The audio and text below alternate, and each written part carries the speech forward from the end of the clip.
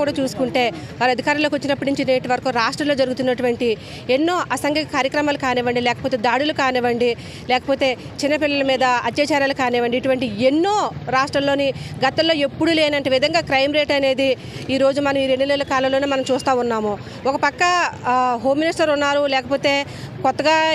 ఎన్నుకోబడినటువంటి ప్రభుత్వం అది వాళ్ళంతా ఏం చేస్తారంటే తెలియదు. 2 months కాలంలో కూడా చూసుకుంటే ముఖ్యంగా వైసీపీ నాయకుల మీద, వైసీపీ కార్యకర్తల మీద, అలాగే వైసీపీ జెండా పట్టుకున్న వాళ్ళ మీద దాడులు చూస్తూ ఉంటే మరి దారుణంగా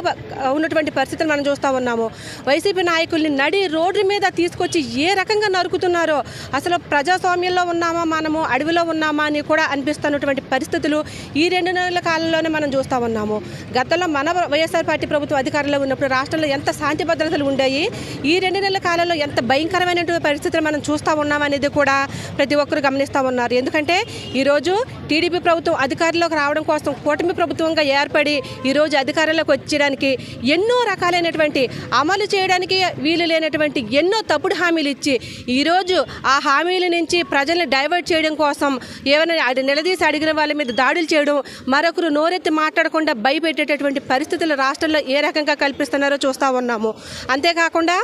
లోకేష్ స్వయంగా అన్నాడు ఏమనంటే,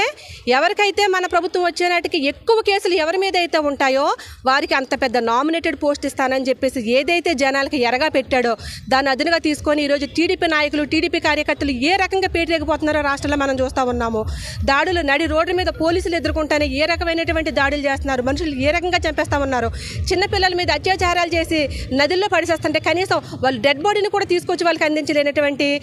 విఫలమైనటువంటి ప్రభుత్వం 2 నెలల కాలంలో ఎంత తీవ్రమైనటువంటి వ్యతిరేకతని చూసినటువంటి మొట్టమొదటి ప్రభుత్వం